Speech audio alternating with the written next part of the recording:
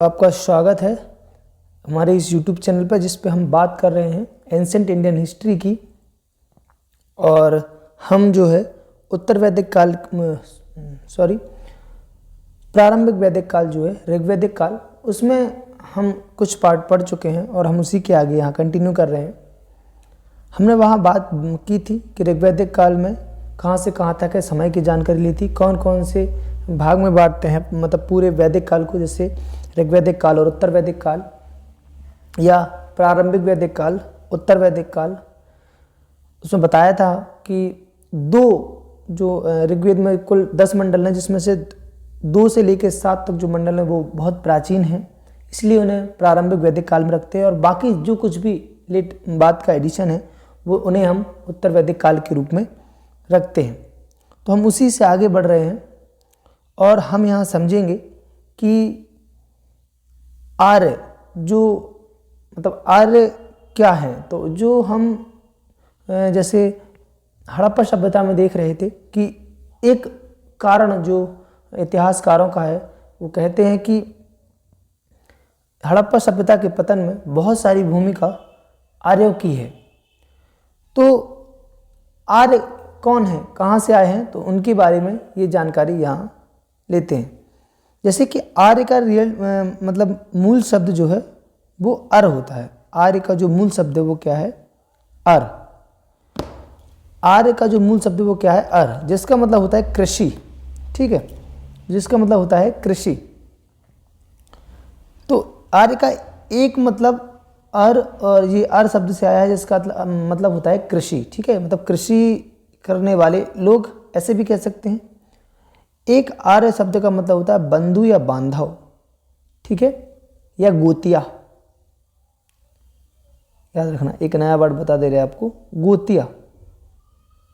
ठीक है, बहुत सारे इतिहासकार ये भी कहते थे कि जो आर्य हैं वो इंडो यूरोपी की एक शाखा, इंडो ईरानी शाखा से जुड़ी हुई भाषा का प्रयोग करते थे। तो इसलिए उन्हें भी क्या कहते थे, इंडो आर्य भी कहते थे, इंडो आर्य। ठीक है, इंडो आर्य भी कहते हैं, क्योंकि जो ऋग्वैदिक काल में मतलब जो वेद हैं उनका बहुत जो जुड़ाव है वो इसी भाषा पे डिपेंडेड है। ठीक है, वैसे उनकी भाषा जो है वो वैदिक संस्कृत है। ठीक है, बट जो लोग हैं वो किस भाषा का प्रयोग करते हैं, इंडो ईरानी भाषा का प्रयोग करते हैं। तो हमें ये समझ में आता है कि जो ऋग्वेद में इंडो ईरानी जो जुड़ी भाषा का प्रयोग किया गया है वहाँ उस समय के लोगों द्वारा। ठीक है, तो हम आगे देखते हैं। ऋग्वेद में जो है, इसको थोड़ा सा बाद में लेते हैं, इसको देखो यहाँ पे जनजातीय संघर्ष। तो जनजातीय संघर्ष है उस समय लोगों द्वारा, मतलब ये समझ में आता है कि ऋग्वेद में कि उस समय बहुत सारे युद्ध हुआ करते थे जनजातियों के बीच में। ठीक है, तो इन्हीं में से एक युद्ध का वर्णन है 7वें मंडल में, ऋग्वेद के 7वें मंडल में 10 राज युद्ध का, 10 राजासु युद्ध, मतलब 10 राग युग भी कहते, 10 राजासु युग भी कहते। जो परशुनी नदी, इसका आज की जो नदी है वो रावी नदी है, रावी नदी कहते हैं, इस परशुनी का नाम है। तो रावी नदी के तट पर जो है ये युद्ध लड़ा गया। किन किन के ये लड़ा गया है, किन किन के बीच, तो एक भरत क्लेन थी, क्योंकि क्लेन मतलब होता वंश। ठीक है, तो देखो उस समय जो है करीबन ऋग्वेद में 30 जनजातियों का जो है, और अन्य लोगों का भी क्या है जिक्र है। तो 30 जनजाति में से कहलाते हैं पंचजन, जिसमें से एक जो है कुरु भी आते हैं। ठीक है, कुरु, यदु है ना, अनु है ना, द्रुहयु। ठीक है, तो ये संयुक्त रूप से क्या कहलाते थे, पंचजन कहलाते थे, पंचजन। ठीक है, पंचजन कहलाते थे या पंचमानुष कहे जाते थे। इन सब में जो है जो पुरु और कुरु ये सबसे प्रभावशाली थे। क्या थे, प्रभावशाली थे, सबसे प्रभावशाली थे। उस समय की सबसे प्रभावशाली वैदिक जनजाति भी कहा जाता था, यानी सबसे प्रभावशाली वैदिक जनजाति थी। ठीक है, तो क्या हुआ कि जो 10 राजस्व यज्ञ की बात कर रहे थे, 10 राजस्व यज्ञ मतलब 10 राजस्व युद्ध, यज्ञ लिख गया होगा गलत, ये 10 राजस्व युद्ध है। ठीक है, जो परशुनी नदी के तट पर लड़ा गया। इसमें एक तरफ थी भरत की लेन, ठीक है, ये भरत की लेन है, मतलब भरत वंश है, ठीक है। अपन ने पढ़ा है कि इनके नाम पे ही भारत का नाम जो है भरत, मतलब भरत के नाम, भरत जो वंश था, राजा थे उस समय, उनके नाम पर ही भारत का नाम भी पड़ा है, एक नाम भारत जो इसी के कारण भी है। तो जो भरत वंश है उनका जो युद्ध हुआ किसके बीच हुआ, 5 आर्य लोग थे और 5 नॉन आर्य थे। इन 5 आर्य में एक जनजाति पुरुवी थी, ठीक है। तो सॉरी, इस भरत वंश ने जो है इन 10 राजाओं को युद्ध को हरा दिया था, इसे ही कहा गया 10 राजस्व यज्ञ। बाद में मतलब ये भरत और पुरुवी पहले कहीं कहीं दोस्त भी, मतलब मित्र भी समझ में आते हैं, लेकिन बाद में फिर ये आपस में भी जो है संघर्ष करते हुए दिखाई देते हैं। तो 5 आर्य और 5 नॉन आर्य लोग, दोनों लोग 10 राजा हो गए। इन 10 राजाओं ने जो है भरत वंश के साथ युद्ध लड़ा और भरत वंश जो था उन्होंने इस युद्ध को जीता। तो जीतने के बाद जो है भरत और पुरु दोनों लोग मिलकर एक नई, भरत और पुरु दोनों लोग मिलकर एक नई जनजाति बनाते हैं जिसे कहते हैं कुरु, ठीक है। नई जनजाति बनाते हैं जिसे कहते हैं अपन कुरु, ठीक है। आगे देखते हैं।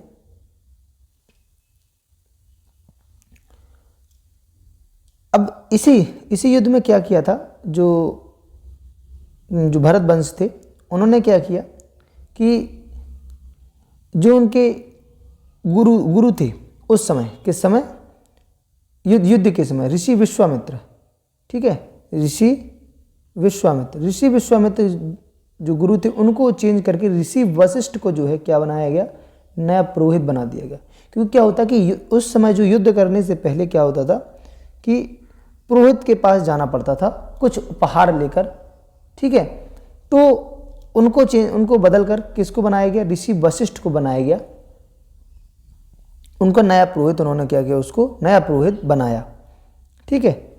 अब क्या हुआ कि जब ये युद्ध जीते तो युद्ध जीतने के बाद जो है ये कुछ आगे की ओर बढ़ते हैं, ठीक है। जैसे हम यहाँ पे कुछ ले लेते हैं, छोटा सा मैप ले लेते हैं इंडिया का,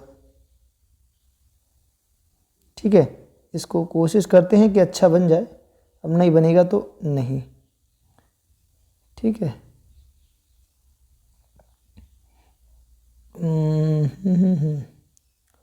सो ये यहाँ पे चेंज करने का प्रयास करते हैं, ठीक है।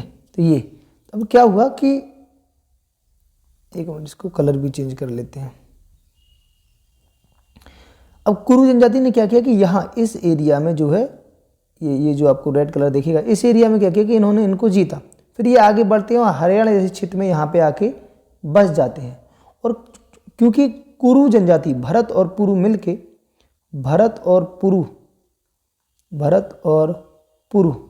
मिलके क्या बनाते हैं, कुरु। तो ये कुरु जनजाति इस हरियाणा वाले क्षेत्र में आके बस जाती है। तो इस क्षेत्र को कहने लगते हैं अपन कुरुक्षेत्र, ठीक है, कुरुओं का क्षेत्र, कुरुक्षेत्र। अब यहाँ पे आते हैं तो इन्हें अपनी, क्योंकि जीत के आए हैं अपने आप को स्थापित करना है इस क्षेत्र में, तो उन्होंने स्थापित करने के लिए अपनी राजनीतिक वर्चस्वता को दर्शाने के लिए एक अश्वमेध यज्ञ किया।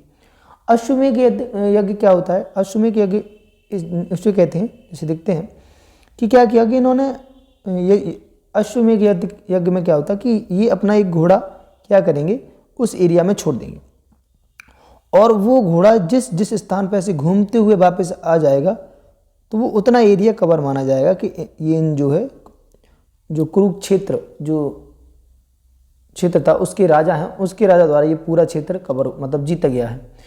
और यदि किसी ने बीच में ही इन्हें यहाँ रोक दिया तो फिर इनका इनसे डायरेक्ट युद्ध होगा और युद्ध होने के बाद जो जीतेगा वो उसकी वर्चस्वता से स्थापित हो जाएगी।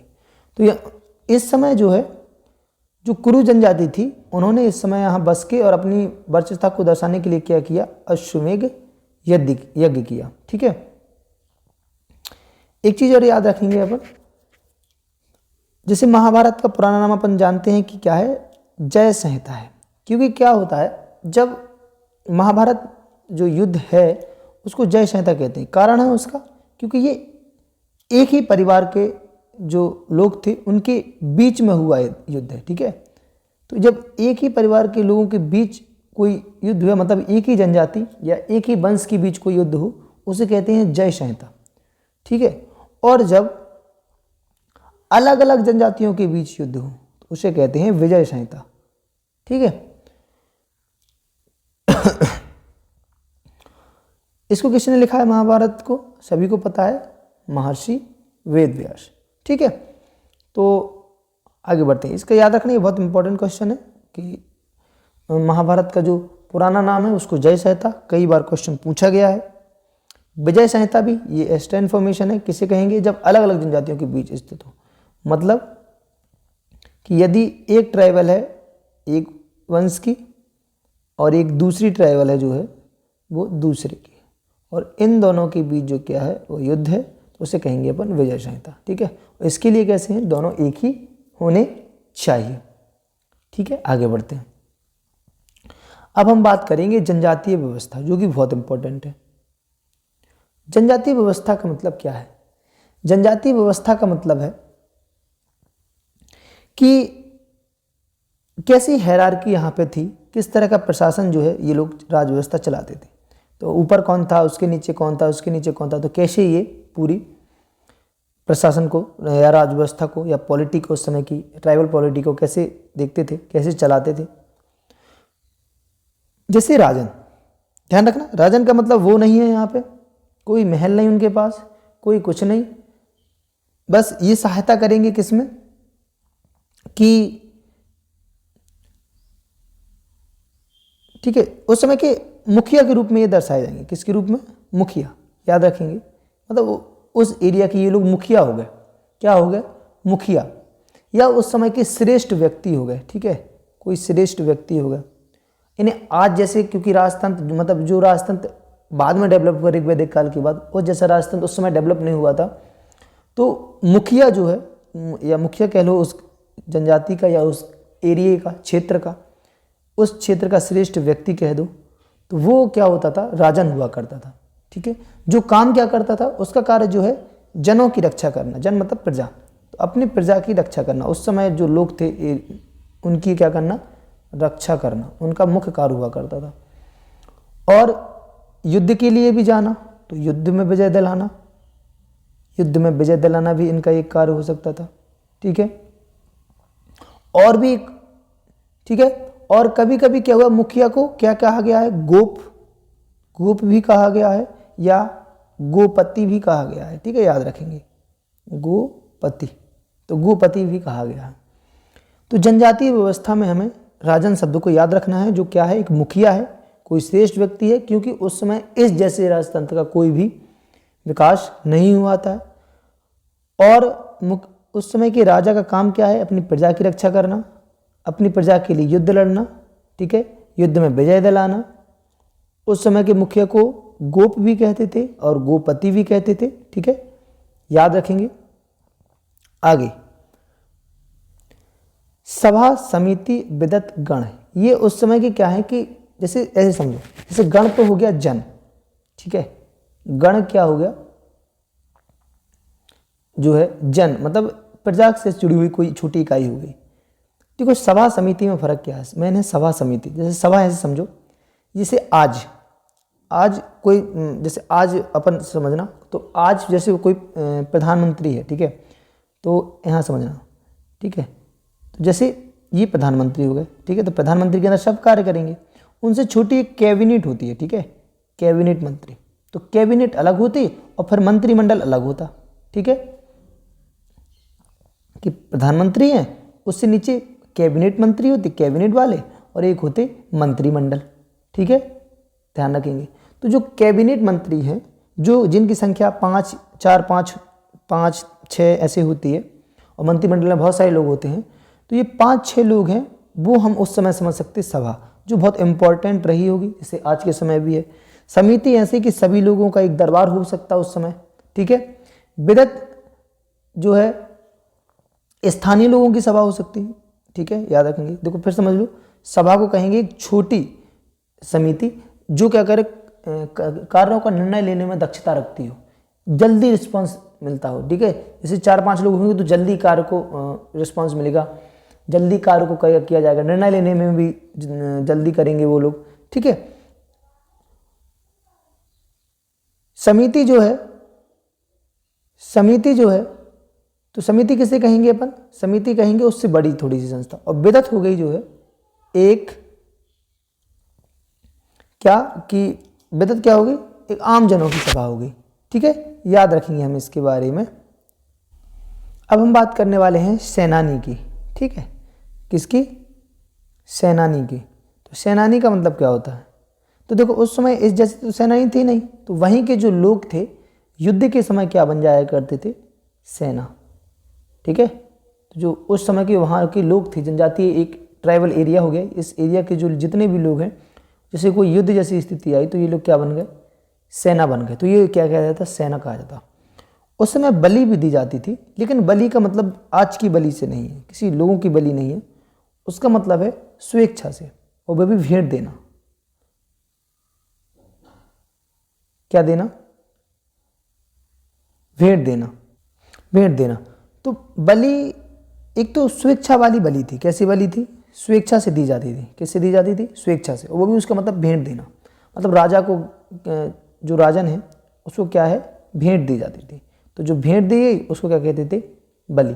उस समय जासूस भी हुआ करते थे, मतलब जासूस रखना कि इसकी जानकारी उसके यहाँ पहुँचाना, कम समय में पहुँचाना। ठीक है, तो जासूस भी उस समय हुआ करते थे। तो ये उस समय की राज्य व्यवस्था है। और भी आगे कुछ देखते हैं, जैसे हम बात करने वाले हैं बृहस्पति की। ठीक है, बृहस्पति, बृहस्पति। ठीक है, तो बृहस्पति क्या है? ये भी एक तरह के, जैसे एक कोई बड़ा सा टाउन, मतलब एक एरिया हो गया, उस बड़े एरिया के मुखिया हो गए। ठीक है, कुलपति कुल के मुखिया हो गए। ठीक है, किसी एक कुल के मुखिया हो गए। ग्रामीणी, ग्रामीणी भी जो है ग्राम के मुखिया हो गए। ठीक है, ग्रामीणी या गोप जो हो गए वो ही ग्रामीणी भी कहे जाते थे।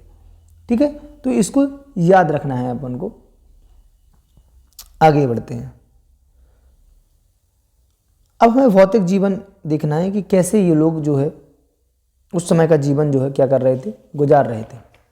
तो भौतिक जीवन देखते हैं। तो ये लोग क्या कर रहे थे कि जैसे हम बात करें कि ऋग्वेद में जो है ऋग्वेद संहिता है, उस ऋग्वेद संहिता में कई जगह, ऋग्वेद संहिता में कई जगह भेड़ बकरी इत्यादि की चर्चा की गई है। ठीक है, भेड़ बकरी इत्यादि की चर्चा भी की गई है। गोधन और अन्य मवेशियों का महत्व भी जो है हमें समझ में आ जाता है। कहाँ पे? ऋग्वेद में।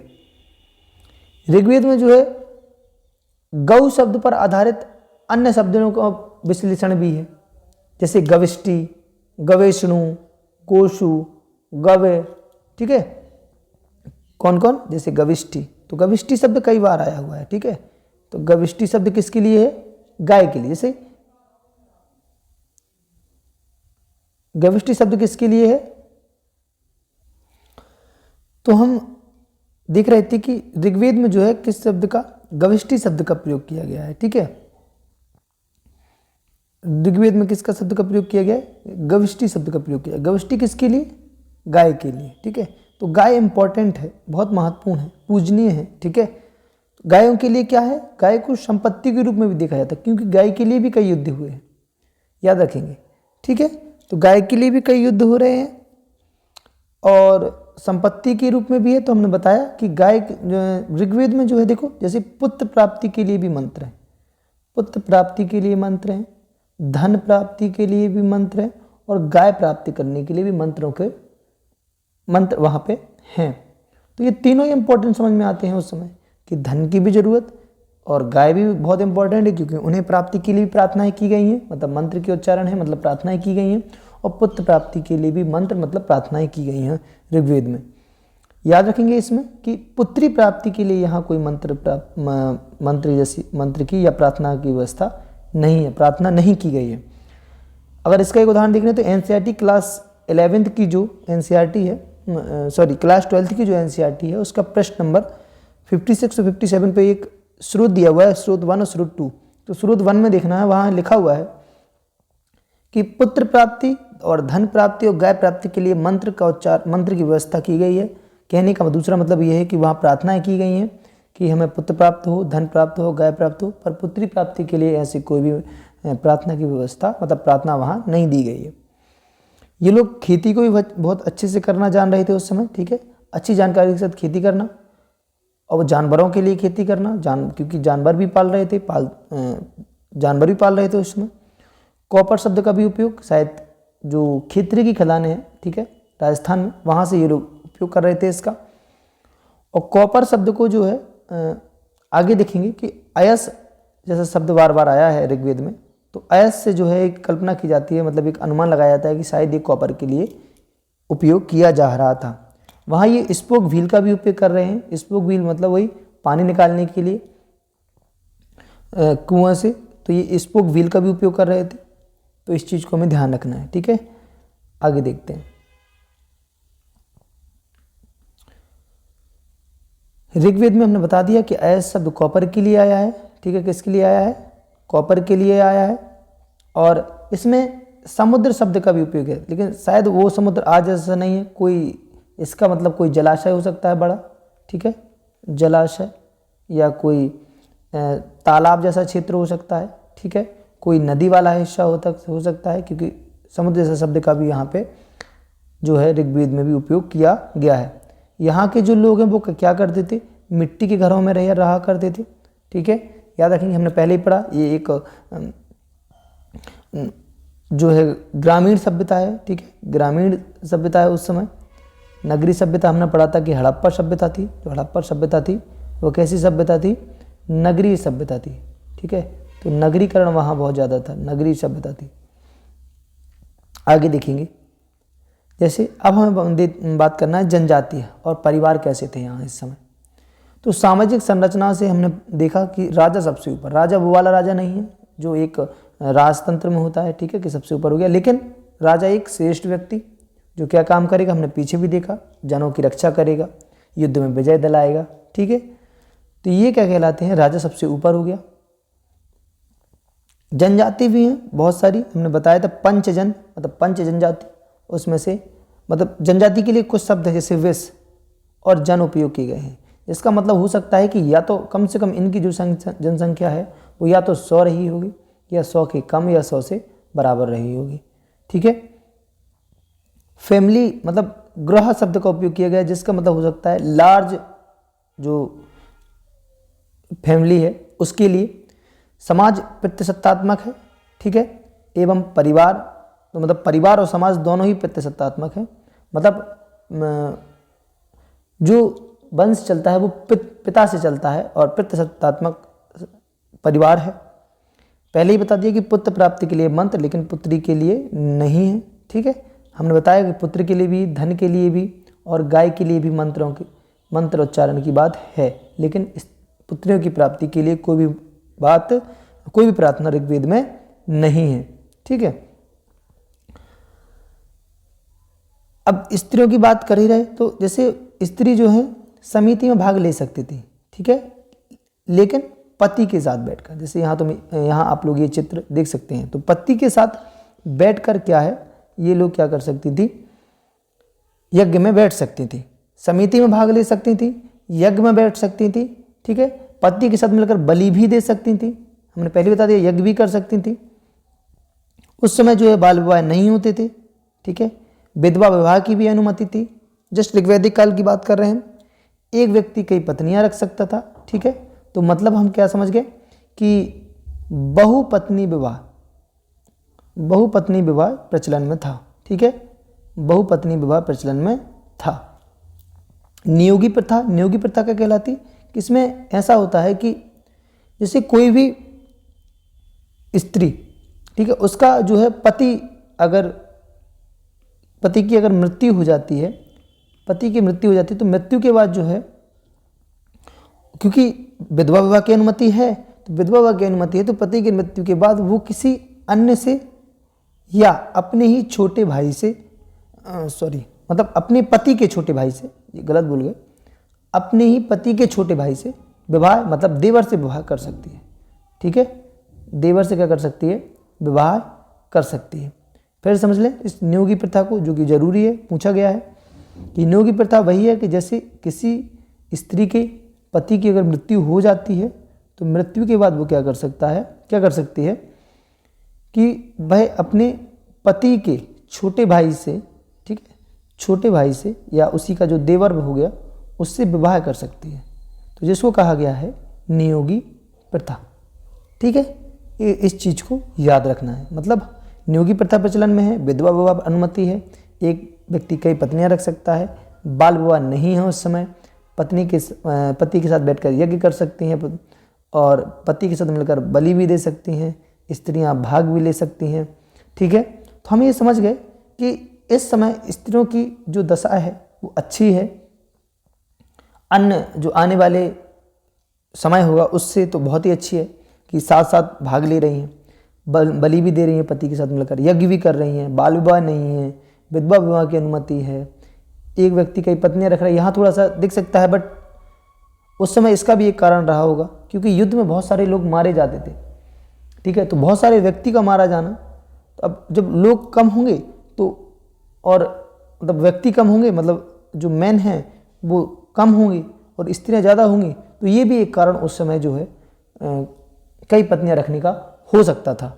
नियोगी प्रथा भी अपन ने समझ ली कैसे ये नियोगी प्रथा क्या है। ठीक है, आगे बात करते हैं सामाजिक विभाजन कैसा था। तो सामाजिक विभाजन, आज सामाजिक विभाजन उस समय नहीं था। जो वर्ण शब्द का प्रयोग, ध्यान रखना ऋग्वैदिक काल की बात कर रहे हैं, इसमें केवल 2 मंडल से 7 मंडल आते हैं, बाकी जो कुछ भी एडिशन है वो सब बाद का है, उत्तर वैदिक काल का है। लगभग 1000 ईस्वी से 500 ईसा पूर्व से 500 ईसा पूर्व तक है। ठीक है, तो जब ऋग्वैदिक काल की बात कर रहे हैं तो ऋग्वैदिक काल में जो है वर्ण जो है वो रंग के लिए प्रयोग होता था। इसमें 2 वर्ण हो गए। ठीक है, जैसे एक दास वर्ण हो गया, और दास का मतलब यहाँ गुलाम से नहीं है। ठीक है, दास का मतलब यहाँ कई मतलब जो इतिहासकार हैं वो ये कहते हैं कि दास या दस्यु जो यहीं के निवासी थे। ठीक है, और कहते हैं आर्य जो है वो उत्तर पश्चिम से आए थे। ठीक है, तो जो आर्य और वर्ण, आर्य वर्ण और दास वर्ण, तो आर्य वर्ण का रियल मतलब होता था श्याम वर्ण, थोड़े से सांवले लोग या काले, काले तो नहीं कहेंगे बट हाँ सांवले लोग। आर्य मतलब गोरे जिनका रंग साफ था। तो 2 वर्ण चला करते थे, आर्य वर्ण और दास वर्ण। वो भी वर्ण का मतलब रंग के लिए, ठीक है, ना कि जाति व्यवस्था के लिए। मतलब दास वर्ण और आर्य वर्ण यहाँ पे थे। समाज जो है 3 समूह में विभाजित, जैसे प्रीस्ट हो गए मतलब पुरोहित हो गए, वॉरियर क्लास मतलब क्षत्रिय हो गए, और आम आदमी सामान्य व्यक्ति हो गए। ठीक है, जो शूद्र जैसा शब्द है ये प्राचीन मतलब जो ऋग्वैदिक काल है या ऋग्वैदिक संहिता है उसका हिस्सा नहीं था, इसे बाद में जोड़ा गया, 10th मंडल में जोड़ा गया। याद रखेंगे, 1st और 10th लास्ट में जोड़े गए, जिसमें 10th मंडल में जोड़ा गया। इसमें एनसीईआरटी ने भी इस पे बात की हुई है, जो 12th क्लास की जो एनसीईआरटी है उसमें भी बताया गया है कि जो शूद्र है वो बाद में जोड़ा गया है। ठीक है, शूद्र क्या है, शूद्र जो है वो बाद में जोड़ा गया है। उसमें बताया गया है कि वो भी अपने आप को एक दैवी व्यवस्था मतलब एक दैवी व्यवस्था के अनुसार अपने आप को जो है उच्च स्थिति में रखने के लिए अपन कह सकते हैं कि जो ऋग्वेद में कहा गया है कि मतलब एनसीईआरटी ऐसा एनसीईआरटी कह रही है कि अपनी मान्यता को प्रमाणित करने के लिए जो ब्राह्मण बहुधा ऋग्वेद के पुरुष सूक्त मंत्र को उद्धृत करते थे, जो आदि मानव पुरुष की बलि का चित्रण करते हैं। जगत के सभी तत्व जिनमें 4 वर्ण शामिल हैं इसी शरीर से उपजे हैं। जैसे उन्होंने कहा कि हम यही बात कर लेते हैं कि ब्राह्मण का जो ऐसे हम यहाँ पे 4 भाग बांट लेते हैं कि ये सिर हो गया, ये हाथ हो गए, यहाँ हम जंघा मान लेंगे, और ये जो है वो पैर हो गए। ठीक है, ठीक है, तो 4 वर्ण मतलब 4 वर्ण तो जो मुख से आए हैं वो ब्राह्मण हैं, जो भुजाओं से आए हैं वो क्षत्रिय हैं। ठीक है, क्षत्रिय हैं। जो जंघा से आए हैं वो वैश्य हैं। ठीक है, और जो पैर से जो मतलब बिल्कुल पैर से हुए हैं उन्हें शूद्र कहते हैं। और शूद्रों का काम जो है इन तीनों को क्या रखना, इन तीनों की सेवा करना। ब्राह्मण का काम उस समय जो है, ध्यान रखना ये बात की है ऋग्वैदिक काल की नहीं बात है, ये उत्तर वैदिक काल की बात है। एक चीज़ याद रखना, बार बार बोल रहे हैं, उत्तर वैदिक काल की बात है, ये उत्तर वैदिक काल की बात है, क्योंकि 10th मंडल और 1st मंडल जो है वो बाद में जोड़ा गया है, उत्तर वैदिक काल में जोड़ा गया है। इस समय ऋग्वैदिक काल में कोई भी सामाजिक विभाजन इस तरह का नहीं था कि ब्राह्मण, क्षत्रिय, वैश्य, शूद्र। वर्ण का केवल प्रयोग वहाँ रंगों के लिए किया गया है, जिसका मतलब है दास वर्ण या आर्य वर्ण, मतलब गोरे और काले लोग। बस समाज जो है वो जरूर 3 समूह में था कि भैया पृष्ठ समूह मतलब पुरोहित, क्षत्रिय और सामान्य आदमी। तो याद रखेंगे, ये इस काल की बात नहीं, हम आगे भी पढ़ेंगे इसके बारे में अच्छी डिटेल से, कोई दिक्कत नहीं। उस समय के जो ऋग्वैदिक उस समय के देव हैं वो कैसे हैं, भगवान जो गॉड हैं उस समय वो कौन है। तो क्या किया गया है कि जो प्राकृतिक शक्तियाँ थी, जैसे पानी गिरना तो उसकी ही प्रार्थना करना कि भैया पानी बहुत ज़्यादा गिर गया तो उसकी प्रार्थना करना रोकना, या पानी ना गिरना उसके लिए अपन को यज्ञ करना। ठीक है, तो जो पानी के लिए भगवान हो गए, ठीक है, तो उनको क्या किया, उसी को पर्सोनिफाई कर लिया, उसको प्राकृतिक जो शक्तियाँ थी उन्हीं को जो है एक देव का रूप दे दिया गया। ठीक है, जैसे अग्नि के लिए हो गया, है ना, और युद्ध के लिए हो गया। तो जैसे हम देखेंगे कि उस समय जो डोमिनेंस थे, जिस देव की सबसे ज़्यादा स्तुति की जा रही थी, तो वो स्थिति कौन थी, इंद्र, अग्नि, वरुण और सोम। सोम एक प्रकार का क्या है, एक पौधा है। सोम एक प्रकार का पौधा है, जिसे सोमरस सुना होगा, तो वही सोमरस है ये। और सोम के लिए, जो सोमरस पाने के लिए इस समय के लोग जो है कई बहुत सारी मतलब बहुत सारी गाय लाया करते थे, तो गाय दे दिया करते थे इसको पाने के लिए। एक मधुर रस है जो उस समय पिया जाता था। ठीक है, सोमरस जिसे कहते। ठीक है, तो बहुत सारी गायों को क्या कह देते थे, गाय दिया करते थे, इसके बदले में क्या प्राप्त करने के लिए, सोमरस प्राप्त करने के लिए। बहुत सारी मातृ देवियों का भी यहाँ पे जो है वर्णन मिलता है, जैसे अदिति और उषा। अदिति हो गई आपकी सुबह, और जो उषा हो गई वो शाम की हो गई। शाम जो संध्या होती है उसकी जो देवी हो गई वो है। इतनी ज़्यादा इनका वर्णन नहीं है, बट हाँ, और इस उषा जो है जो शब्द उसका जो है 300 बार वर्णन किया गया है, ध्यान रखना। तो यहाँ पे भी है कि जो पुरुष देव हैं वो इस समय ऋग्वैदिक काल में पुरुष जो देव है वो महिला देवियों से उच्च हैं, इस समय ऐसा दिखाया गया है। ठीक है, याद रखेंगे इस पे। आगे बात करते हैं। तो ये जो है ये पूरा था ऋग्वैदिक काल के कि कैसे ऋग्वैदिक काल में लोग थे, सामाजिक विभाजन था, है ना, जनजातियाँ कैसी थी, जनजातियाँ कितने थी, क्या इनकी जो बाउंड्री थी वो कैसी थी, है ना, और उस समय के देवी देवता कौन थे। तो उनके लिए जो है ये सब बात, ये हम लोगों ने पूरी बात की। तो बताइएगा कि कैसा लगा ये पूरा जो लेक्चर है, और शेयर कीजिएगा, और आगे भी हम इसी तरह का वीडियो लाते रहेंगे आप सभी के लिए। धन्यवाद।